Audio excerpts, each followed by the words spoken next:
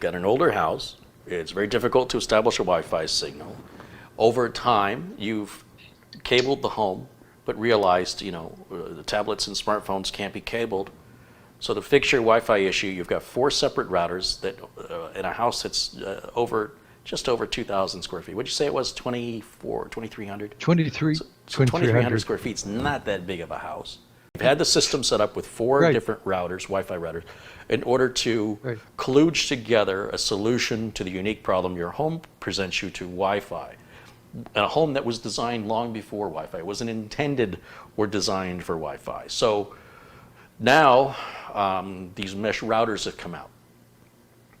And I thought it was a perfect solution for you.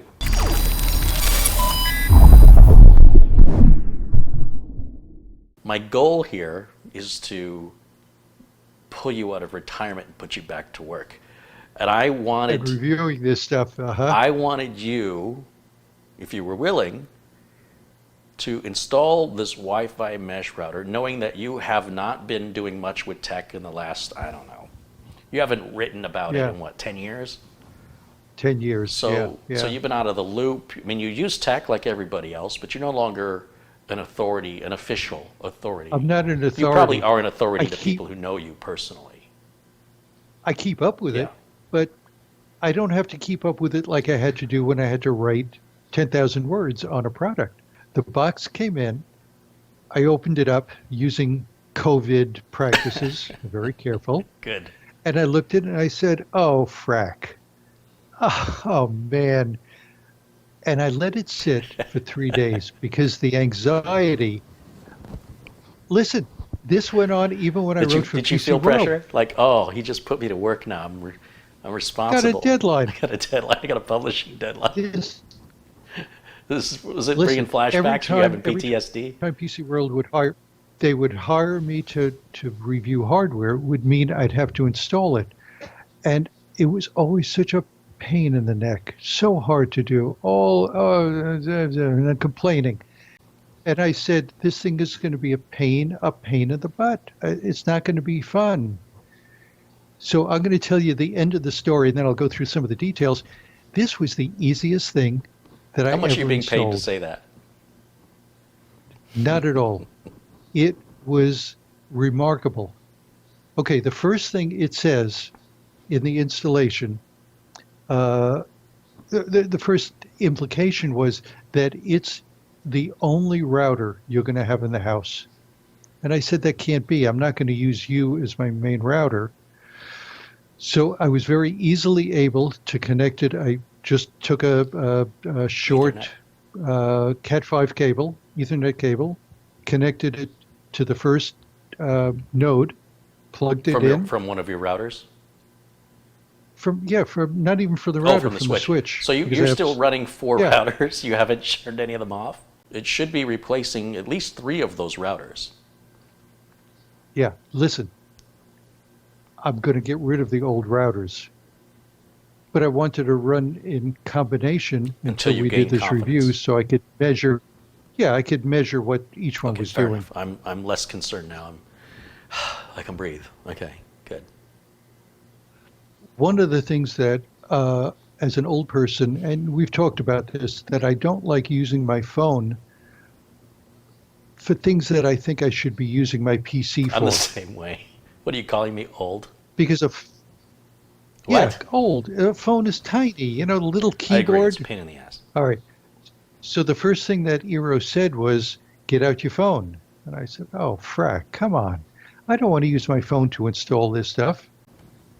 Carey, this worked so seamlessly and painlessly. I downloaded the software onto the phone. The software talked me through every step. We started off with a 1 node that's connected to the Linksys, the main one with the big antennas that I paid for. It found it. It said, hold on, I'm going to test it.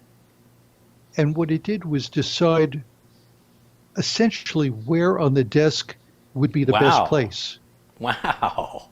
I thought you were going to tell me it decided the channel automatically, but you went somewhere with that I wasn't expecting. So it was able to see my own router, set up its own network, connected to my router, and good, that worked. And then it said, okay, do you have more do you want to do? So I took another router, I brought it into the living room. This is not hardwired, it's still wireless. Plugged it in, used the phone. The phone said, I see it. And it started doing its configuration, looking at the heat, looking at where it was. And it said, okay, you're good. You want another? And I went into the bedroom, connected it again, and it worked. And all three were connected in, I would say, 15 minutes, 20 minutes. All three were connected and working. How cool. Then I said, I've got it here in the family room. I think I want to put it in the kitchen. So I unplugged it, brought it into the kitchen. Eero said, oh, you moved it? Sounds good by me. So now we're in the kitchen. What do you want? It realized I moved it because it was connected to a different cable. Oh, okay. So it got a different IP address or something. Each of the nodes now is working. They're named. I can set up a profile for each one, and that profile allows me, to schedule when it's on or off. Is there any reason you'd want to turn it off? Well, sure, if I have kids. So you've got this thing set up. You say it was super easy to set up. You didn't want to use your phone, but there's no web interface on this thing, as I understand it. You have to use your phone to configure it. The configuration was very quick and very painless, considering what you went through prior to getting 4 different routers that are unrelated to talking. Cascading them all? Yeah, by horrible. doing it manually, yes. forcing it to work in a way it was not intended, but could be used for legitimately, but with enough technical knowledge. And then here's this mesh system that sets itself up, basically reducing any need for calling technical support, as it does everything like we wish networking would have 10 years ago or 20 years ago. Now suddenly somebody got wise and said, why don't we automate this and reduce our support call logs and cost of support by paying our engineers to design it in a way that we know what the end result has to be and walk that customer through that process so that it's right, it's performing, and it's secure. And it works. And you're telling me they did it. You think about, they did it. They did a brilliant job. And this is coming from, by the way, Amazon, not from Netgear and not Amazon from D-Link and now, not from Ubiquity. This is coming from Amazon. But it's not really, it is Amazon owns it, but the company was a company, Eero, before Amazon bought them. And I didn't either. The range is spectacular. I took YouTube, opened up YouTube on my phone, and stood right next to the router in the kitchen. Sure, it's going to be good. And then I walked out to the front yard, and I still had a signal.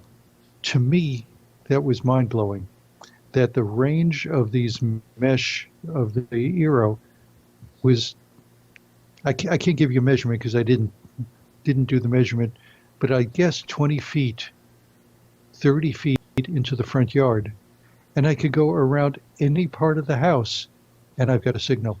To me, that was dramatic. Much better than the old routers, which didn't have much range. So you've been struggling dealing with Wi-Fi reaching the house since Wi-Fi was introduced. And only now in 2020, have you got the coverage that's always been promised since the introduction of Wi-Fi that many people with other homes have been able to establish, and it's a novelty for you to be able to go out to your front yard and still have a signal. It's wonderful. Yeah. Well, now you have a sense of appreciation that people, ordinary folks who don't suffer these sort of growing pains, will never know the level of fulfillment. Never experience the and pleasure. Yeah, you can. The appreciation of the technology and how far it's come is certainly going to be felt more by you than by me, because, like I said, with my house, I put even the house before this, I could put a router in the middle of the house and pretty much get coverage everywhere. Pretty much since 802.11g, not so much with B, but once G came out, my problems were resolved. Yeah, well, my problems are now resolved. Hardwired into each of the nodes, each cable is connected. So it's a good, solid connection. The range is great. Uh, I've had no downtime. The phone interface, you've got some screen caps that I sent. So this is the phone app, a screenshot of the phone app on your phone running, but that's Yeah, the Eero app running on your phone. And then the next screenshot, I think, is just scrolling down the same app, or it's a different part of the app. So uh, there's this part of it that shows yeah, there's some activity. duplication. Hmm. And I realize I'm going to go through these. I'll be on the next one by the time you see the previous one. And then here is the fourth screenshot of the app, what that looks like. And then the final screenshot here, where is it? Here it is. So, and I appreciate you taking those screenshots and sending them to me so the viewers can get a good idea of what you're describing. And it looks pretty straightforward. It is. It is. If you go back, can you go back one screen cap, the one that had this week's activities? Activity? Yeah, I can put that back up. Hold on. I think the Eero is, I'm comfortable with the security. All right, I can see the screen now. They sell a revenue stream. They want to make money in perpetuity, and just selling a piece of plastic, they're not going to get any more money. So what they sell is an expensive, I think too expensive, security package. And that security package contains malware and phishing and all Oh, kinds they've of got silly antivirus and protections. stuff in the router? Yeah, but I can get all those things elsewhere. They also have ad blocking that doesn't work very well. And they've got something else that contains malware blocking, spyware, phishing, safe filters to protect the kids. So, they can't say the word fracking. Right. And blocking ads that wasn't so good. The problem is, I think it's too expensive. It's $100 a year. But you get all of that? Or is And it all? you get all of that. Yeah, you get it. It's a bundle of 3 or 4 or 5 different security things, but I don't think it's worth $100. Quality of tech support is excellent. The downside, and this is hard to measure, the provision here is that we're in COVID time, so all of the tech support people, there aren't as many. So I had to wait for an hour to get on tech support. I, They I must be can't complain popular. about that. Once I finally got connected, he absolutely was Delightful? gracious, knowledgeable, friendly, He must be and new. patient. Because, well, he was not outsourced. I think he That's worked for the good. company. So I made up some things about, this doesn't work. What should I do? Patient, as if he were talking to a 70-year-old. I even said, oh, I'm going to go into the other room and reboot one of the nodes. Can you wait? Said, certainly. That's why everybody is waiting for tech support for Yeah, because 53 they're paid by the minutes. hour. And I'm going in the other room rebooting. Okay. Um, what I didn't like about the tech support is, and you've probably experienced this, there's some tech support that says after about 5 or 6 minutes, listen, we're booked up solid. Give me your phone number and we'll call you back. And you An won't lose your place automated in thing. line. We'll They call you didn't, back, and you don't have to stay on the right. phone. They didn't. They didn't have that. And the other thing I didn't like is their tech support email. I had no reply ever. I Wow. sent them some easy questions, and I had a ticket number from the live one. They said use this ticket number. That'll help. Nothing. It'll Never help heard in another back from phone them. call, I suppose. Maybe. All right. So let me give you the other negative. Is whenever I wanted to find technical information, I had to drill down deep into their FAQ. I'm trying to think. Port forwarding. If I wanted to do that, it was not easy for me to Hmm. find. The tech support, there is no manual. That's expected. Everything is on PCs. I mean, I'm sorry, on their website, but none of it is easy to find, the technical stuff. I had to dig and dig and dig. What I really wanted from them is one page that's titled Geek Information or Technical Information, and give me everything on one page or one page with lots of links so I didn't have to go running around Yeah. looking for technical information. The other thing I like about the phone interface is if another device logs onto the system or is connected to the system, I get a notification. That's cool. That's nice. All right, there's another really cool thing that Eero does. Uh, every device in my house has a pilot light, a little light that tells me, look, here I The am. thing you Oh, cover up with look, here I am. masking tape, with electrical tape. Right. The Eero gives me the option of turning that light off. As it should. Very good. You know, my Netgear router, in fact, the last couple routers have that option to turn the lights off on the router. The other nice thing about this system is that I can add nodes willy-nilly. Oh, you can add more If I want to, yeah, little satellites. You I can add just as buy many the as I want. satellites and keep extending. right. If we had a pool and a pool house, I could put one out by the pool in the pool house.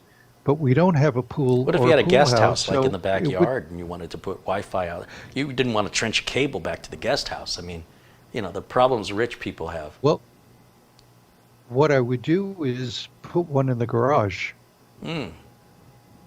Yeah. And for the garage, at this point, I wouldn't add any networking cable. I would just put it out there and let the Wi-Fi pick it up from one node to the next. You can still do that. It's mix and match. You don't have to have each node the same way. So the summary is this is a terrific system. It's a quick install. It delivers. It's not anything that they say about the product in features. It's not exaggerated. It's a worthy product. And so many of the products that I did in my 23-year history at PC World, I would review and then I would send back. I just don't want it. This one is a keeper. And my thanks again to everybody who's watched the video today, for joining us, to my guest, Steve Bass, for putting up with me and making me laugh, and being so relatable in the way that he communicates his frustrations, because it's something I deal with regular folks who have computers, not so much with technical folks, but with regular folks. A lot of the complaints he has and the way that he expresses himself are very commonplace in my industry. And find people who are technical that can still express themselves in a non-technical way, it's not very common. So we're going to bring Steve back. We'll have another project for him soon enough. If you have ideas for what we can make Steve do, ask Steve to do, leave it in the comments below this video. After it's live, there'll be a comments section, and we will consider all options. That's going to wrap it up for me for today. My thanks again to Steve Bass, to all of you for tuning in, and I will see you all very, very soon. Until then, bye for now.